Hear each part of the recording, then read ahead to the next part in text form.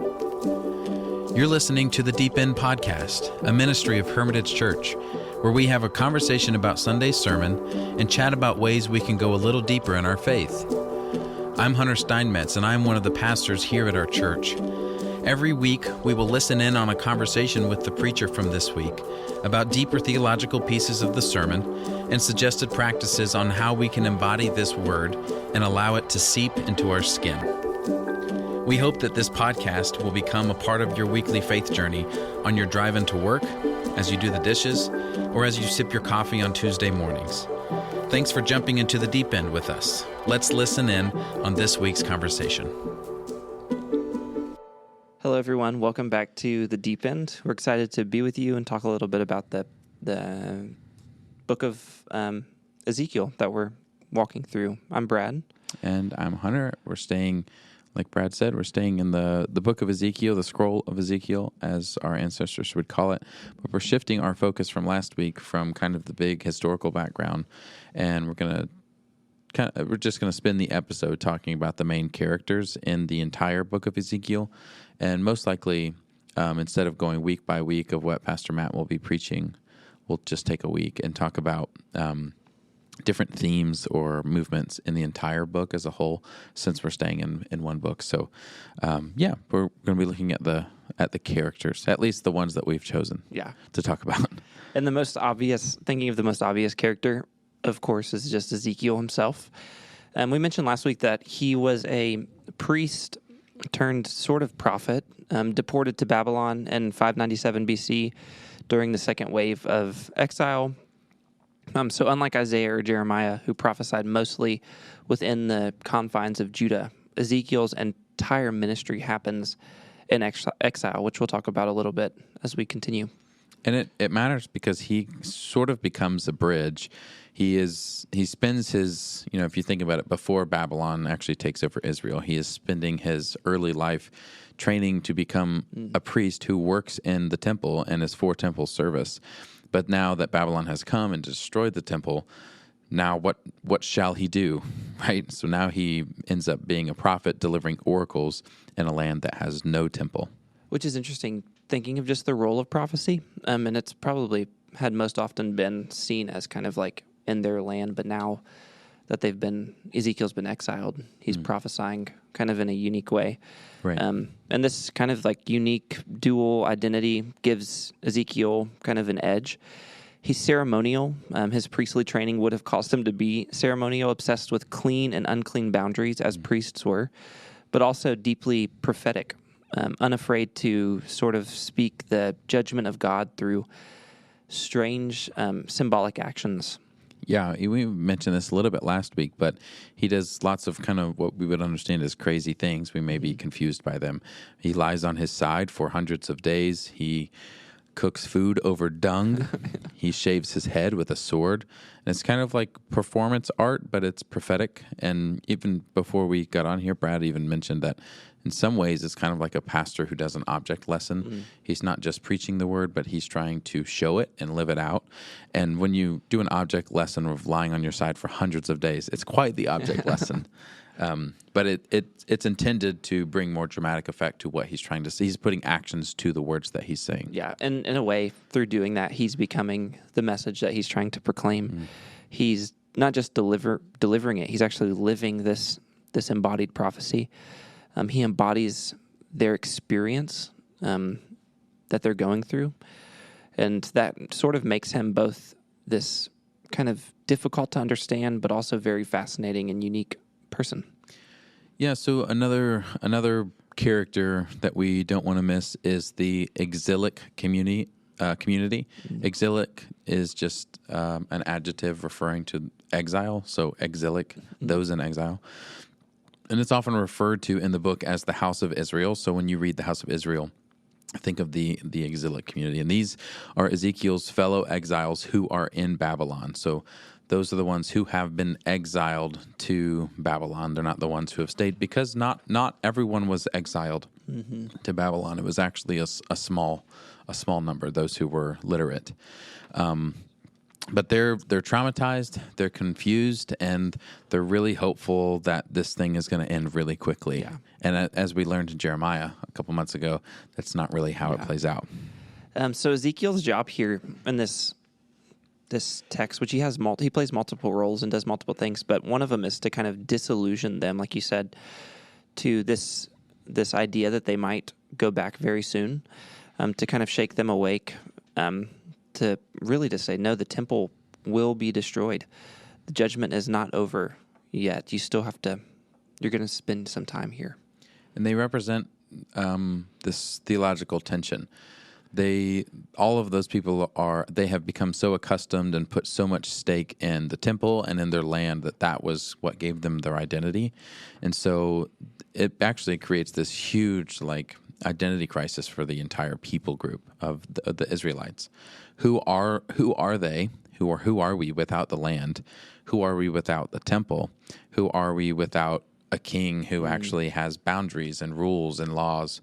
And so all the things that God had warned them way before they ever had a king, it ultimately came true, that they had begun to put their hopes into the king, to the walls, the borders, the temple, and they had stopped trusting the God who is the one who gave them that in the first place. So now they're stuck in this tension. Who are we? Yeah. Because they had put their trust in things that would fail. Something that just came to mind, you talked a little bit about it last night in the Wednesday night class with the temple and what it meant to them. And there was a scholar you mentioned from a book you were reading who talked about kind of like a sports analogy.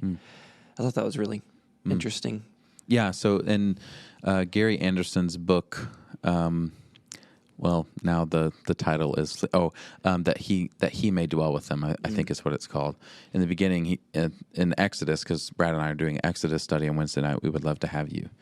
But when they begin to talk about all the ways that they're creating the tabernacle, it is so intense.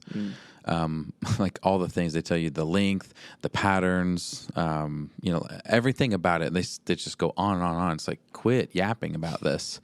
But Gary Anderson says that this is the way that they're talking about the tabernacle is kind of like a kid who Michael Jordan signed his jersey at a basketball game, and then he goes back to school, and guess what that kid cannot shut up about? And then he looked at me, he was like, you're the best. I'm like, no, you're the best. And so in the same way, they're like, we can't shut up about this thing because God has chosen to dwell with us. This is the coolest. Coolest is too low. It's like, this is the highest honor. What a gift that God would come and dwell with us.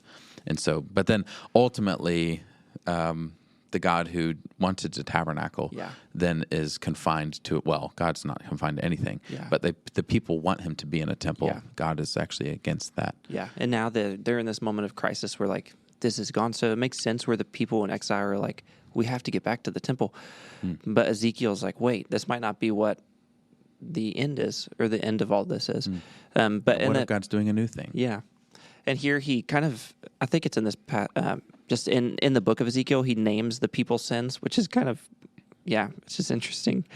But he names that they've been idolatrous, they've kind of chased after other gods, that there's vast injustice, that they're not helping the poor, they're not helping the marginalized, their heart isn't even, that's not even a desire within their heart, and they're worshiping falsely. But he also holds out hope. So there's kind of this two-part thing of hope as well. They're not left alone, that God's presence has gone with them even into this exile. So then a third character, which probably should have been the first, but it's okay. The most important character, it's God. And God is obviously the main character in every story. God isn't just part of this Ezekiel story. He's lots of things. He's the initiator. He's the judge. He's the rescuer. He is the glory departing from the temple as they understood it, but also the glory that returns to the temple and does something new in the people of Israel. Yeah, he's kind of, and what's unique about this is that God's moving. So in chapter 1, we get the throne chariot vision, the wild kind of mashup of wheels, eyes, creatures, and fire. It's terrifying, but it means it really does mean kind of this crucial thing is that God is on the move. God's not stuck. which is kind of going back to the tabernacle conversation. This is what the tabernacle would be set up, torn down, and then go to another place. And it was meant to do that. And God would come in and leave at his own pleasing. So it is almost that God, not that God is like, we should have done it like this in the beginning, because God doesn't really ever go backwards. God is always going forwards. It's always doing something new. So it is to say that God is moving and the glory is departing the temple, but it will return. Yeah. That God is coming and going as he pleases, and we cannot create four walls that can hold him. Yeah. And in a way, he's kind of pointing them to a new future, this new vision of restoration. So by the time we get to the Valley of Dry Bones, which is something we're probably familiar with, God is the one breathing life. So by the end of the book, he's kind of redefining holiness and presence, what it means for God to be there. So there's a lot of critique in Ezekiel towards Israel's leaders. These are the prophets, the priests, the king, and they're all depicted as failed shepherds. And that term shepherds is kind of a big deal. It shows up a lot in Ezekiel. And then, of course, you've probably heard of a good shepherd that we're not talking about today, but you probably know about him. And so in thinking a little bit ahead, the chapter 34, God condemns them for feeding themselves instead of the flock. It goes back to that kind of theme of not taking care of the poor, not enacting justice. They haven't protected those who are vulnerable. They haven't sought out the lost. They haven't attempted to kind of bring restoration. And so then there's this turning point. God says, okay, I will be their shepherd. So you start to get this kind of beautiful foreshadowing of a messianic shepherd, someone who will lead the people faithfully in place of those who were supposed to lead the people faithfully, but really only were looking out for themselves and were not good shepherds to those that they were supposed to be leading. Yeah. So it, in a way, is kind of saying that the priests and the kings are no longer the answer, which is kind of like a theme throughout the Old Testament. It's like they wanted a king, but God didn't want that for them, but they insisted and God allowed them. He's saying that that's not what is going to provide for you what you think you ultimately need, and then God will ultimately provide a new kind of leader. Yeah, and then what we end up having in Jesus is one last king. There's kind of one last priest. Like he is the priest of all priests. He's the prophets of all prophets. This is like the culmination of all of these ways that all of these shepherds have failed to feed their sheep well.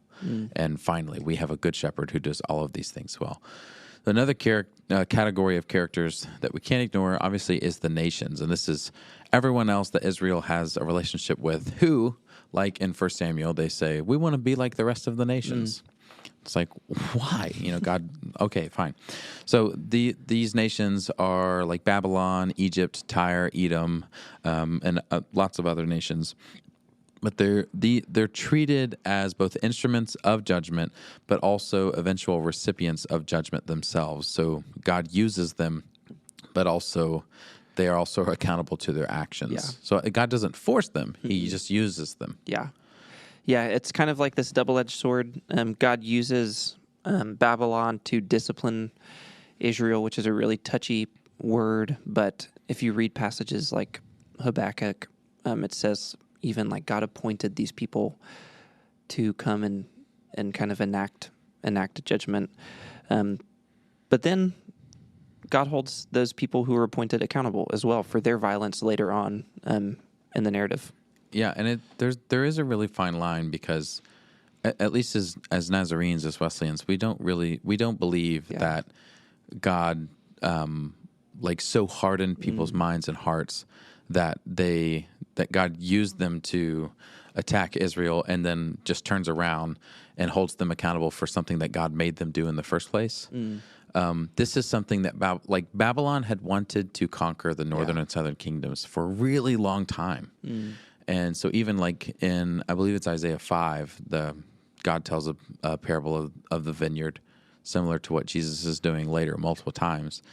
But in that, he says, like, I am the one that has protected this vineyard that is obviously Israel, and that he is going to remove the hedge. So it's almost as if God's protection of Israel is being removed so that Babylon can, discipline Israel. But he doesn't just go, all right, Babylon, you go there, and I'm going to kill you for doing it later. Yeah, he's not like possessing the minds of the kings who go in. Babylon wanted to destroy Israel for a long time, and God protected Israel from them. Mm-hmm. And now, because Israel has been unfaithful to God, God says, fine, I'm removing the hedge. If this is what you want, then this is what you got. But Babylon is also evil. God allows the evil of Babylon and then holds accountable the evil of Babylon, which is really interesting. Yeah. Like it's very convoluted. We understand that, but interesting nonetheless. Yeah. There's a lot of stuff too. I was thinking recently of how it's just all so, like we often have this image in our mind, like Bible, like, oh, I understand it, understand Scripture. And we've gone through a ton of classes and study, and it even gets more complex, it feels like, but also more beautiful at the same time. I think it's more beautiful when it becomes really confusing in some ways to me. Absolutely. It's like people. I mean, like there's things about you I don't understand. There's things about me that you don't understand, but we're friends. And it almost makes us better friends because we can't fully grasp one another in that way. So, and Ezekiel's the same. It's like, wait, when you think about that, that's very hard to grasp. It doesn't really, we don't have like a mental framework for it, but it's, and that's part of the thing where it's like God's ways are much higher than our ways. So thinking of a little bit ahead is Ezekiel also introduces these symbolic roles and characters. One of the most important in Ezekiel is the watchman. And God tells Ezekiel that he's like someone on a city wall warning people when danger is coming. And if the people ignore the warning, then it's their responsibility. But if Ezekiel the watchman fails to warn them, then the blood is on his hands. So interesting paradigm here. Yeah, and then there's another one, this kind of tragic symbolic characters like the unfaithful bride in chapter 16, where Jerusalem is portrayed as a woman taken in by God, adorned, and then unfaithful. So kind of this difficult to understand, but Ezekiel is using these literary kind of methods to help the people kind of say, oh, wait. It's like the prophet Nathan kind of telling David through story what he's done wrong. And then Nathan is like, you were the person. Yeah, you were the man. Yeah. Yeah. And it's really like raw, hard to hear. Like, why would they even use that imagery kind of? But that's kind of the whole point. It's about this betrayal of the covenant that Israel and God had made together, and that God is actually staying faithful to the covenant by allowing Babylon to come because he won't give up on Israel. So it's kind of, I guess we could call it like a poetic theology. So then you get to the Valley of Dry Bones in chapter 37, the army of bones, lifeless, scattered. God breathes on them and they live, and it's a vision of hope, resurrection, national renewal, and even new creation in some ways. So stepping back as we kind of close today, Ezekiel gives us this kind of web of characters. There's a lot of moving parts. And when we say character, we just mean like the active kind of groups that are involved in this text. But some of them are prophetic priests who becomes the message, Ezekiel, a broken people who in need of reformation, failed leaders contrasted with a coming shepherd, nations used and judged, and a God who moves, speaks, judges, and restores. And each of these characters invites us to ask then, who is speaking for God today? There are lots of people who say that they are. Yeah. All of which have, not all of which, but most of which have contrasting messages. Yeah. So how do we know who it is who is the watchman? Is the blood on the watchman's hands, or is it on our hands? What leaders are shepherding well or are not? And at least through the Ezekiel lens, we can tell this by, are they feeding themselves or are they feeding their sheep? Are they taking care of others, or are they just getting fat and happy on their backs? Where is God's presence moving, and what does it look like for God to do something new in the midst of our unfaithfulness, and as a complete whole community? Yeah. Well, thank you for joining us. We're grateful for you, and we hope you have a great week.